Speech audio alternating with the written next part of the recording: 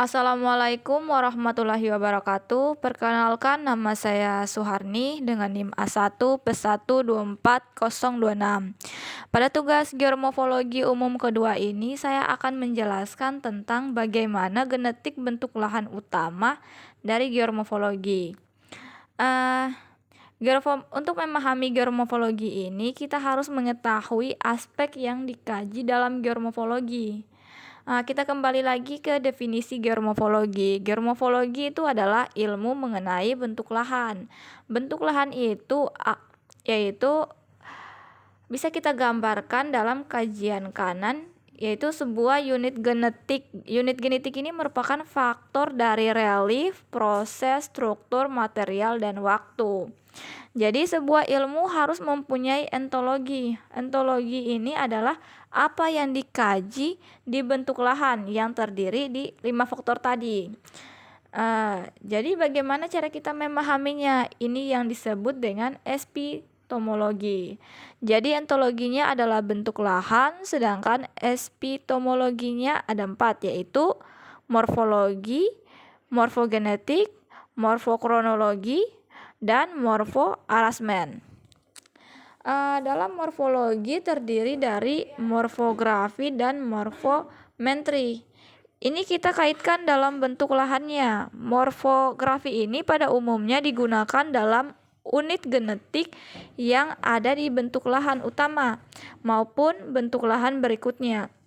Sedangkan morfometri ini menggunakan pengukuran apa yang bisa diukur dalam bentuk lahan, salah satunya relief tadi. Sedangkan morfogenetik terdiri dari morfostruktur aktif, morfostruktur pasif, dan morfodinamik. Nah, ini analisisnya beragam, bisa dengan melakukan survei, pengamatan lapangan, dan analisis laboratorium. Ini bisa digunakan untuk mengkaji proses, struktur, serta material. Sedangkan morfokronologi, ini mengenai perkembangan waktu. Sedangkan morfoarrangement ini terkait dengan hubungan antara satu bentuk lahan dengan bentuk lahan lain. Selain itu, lahan juga dengan unit-unitnya dari ekologisnya, kemudian sumber daya alamnya, kemudian aspek manusianya, dan lingkungannya. Contoh lainnya adalah morfologi bentuk muka bumi, yaitu morfografi, yaitu mendeskripsikan tentang komposisi dan kondisi bentuk lahan. Contohnya yaitu bentuk lahan ini yaitu berupa daratan, banjir, kerucut gunung api, lereng atas, lereng tengah, dan lain-lain. Kemudian morfometri, yaitu kondisi bentuk lahan secara kuantitatif. Di morfometri ini kita dituntut untuk mengetahui ukurannya, misalnya wujud gunung api.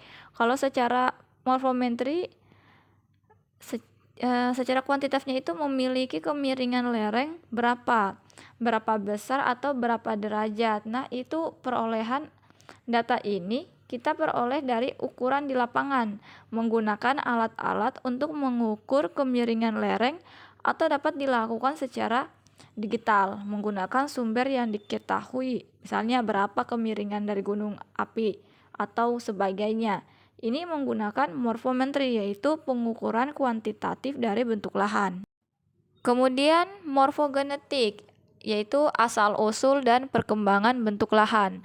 Dalam morfogenetik ini dibagi menjadi beberapa bagian. Yang pertama, morfostruktur aktif, yaitu dinamika proses endogenetik berupa tektonisme dan vulkanisme yang berpengaruh terhadap bentuk lahan. Misalnya terbentuknya gawir sesar, antiklinal, patahan terkait dengan gempa serta erupsi masa lampau dan lain-lain. Kemudian morfostruktur pasif, yaitu dinamika struktur kulit bumi dan litologi berupa denudasi yang berpengaruh terhadap bentuk lahan, misalnya peristiwa pelapukan, erosi, dan pembentukan gemuk pasir dan lain-lain. Kemudian morfodinamik. Morfodinamik ini terjadi akibat dinamika proses ekogenetik yang memengaruhi bentuk lahan dalam waktu relatif yang sangat cepat.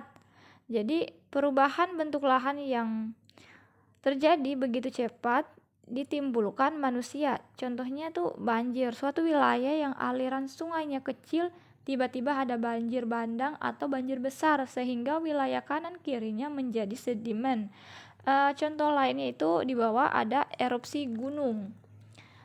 Gunung berapi ketika yang di sebelah kiri kurang lebih puncaknya sekian. Kemudian karena berjalannya waktu, gunung berapi itu berubah seperti yang ada di sebelah kanan. Karena ini terjadi erupsi gunung berapi dalam kurun waktu sehingga mengakibatkan geomorfologi wujud gunung apinya berubah. Ini sebagai morfodinamika.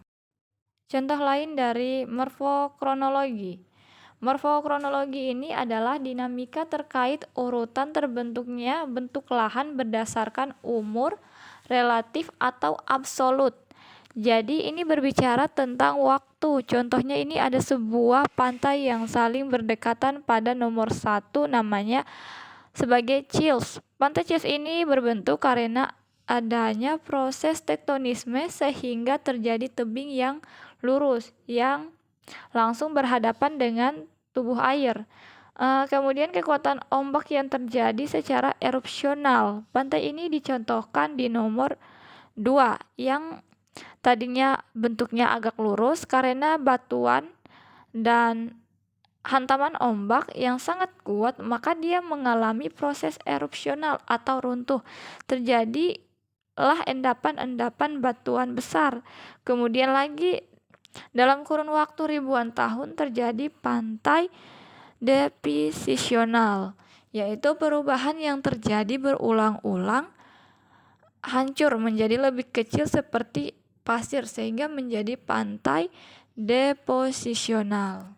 Contoh lain dari morfoarrangement. Morfoarrangement ini adalah hubungan antara bentuk lahan yang satu dengan yang lainnya secara kontekstual dalam susunan keruangan serta kelingkungan dan berkaitan dengan proses-proses geomorfik.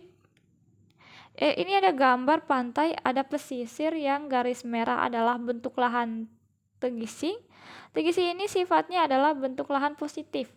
Artinya ia berupa tonjolan ke atas. Jadi sifatnya itu cengkung. Di situ ada tonjolan letuhan, kemudian tonjolan letuhan lagi, kemudian dalam kehidupan manusia ini tonjolan ini menjadi lahan manusia.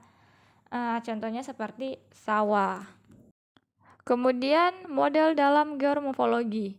Model adalah ciptaan ideal dari kenyataan seperti aslinya yang kompleks dengan maksud untuk menyederhanakan sehingga mudah untuk dipahami.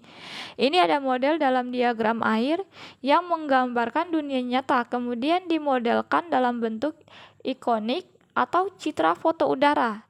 Berikutnya disederhanakan menjadi model simbolik peta atau model analog. Kemudian genetik bentuk lahan. Awal genetik bentuk lahan, lautan dan benua itu terbentuk dari akibat tenaga endogen, tektonisme, dan vulkanisme, sehingga bisa dilihat dunia ini terbagi dalam lempeng-lempeng tektonik. Inilah yang berperan dalam pembentukan lautan dan benua. Kemudian bisa dilihat lempeng-lempeng tektonik tadi saling bersinambungan dengan rangkaian vulkanisme ini. Yang kita kenal dalam gambar bawah adalah gambar rangkaian gunung berapi, sedangkan di atas gambar lempeng tektonis di dunia ini menjadi penentu tektonisme dan vulkanisme. Inilah hasil proses geomorfologi terkait dari vulkanisme dan tektonisme tadi. Peristiwa pembentukan gunung berapi, bentuk lahan yang dihasilkan adalah bentuk lahan vulkanis dan bentuk lahan struktural. Jadi dua bentuk lahan ini menjadi bagian dasar dari kelanjutan proses yang dibentukkan dunia, daratan dan lautan tadi.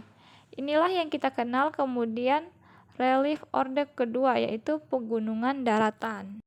Selanjutnya proses tenaga eksogen yang berperan terhadap relief permukaan bumi tadi. Tenaga eksogen utama adalah air, karena air tidak lepas dari adanya iklim atau cuaca. Ini juga terkait dengan proses siklus hidrologi di mana ada tekanan udara yang berbeda dan meninggalkan akumulasi uap air, kemudian terjadi hujan. Air yang ada di permukaan bumi inilah yang akan berperan dalam permukaan bumi.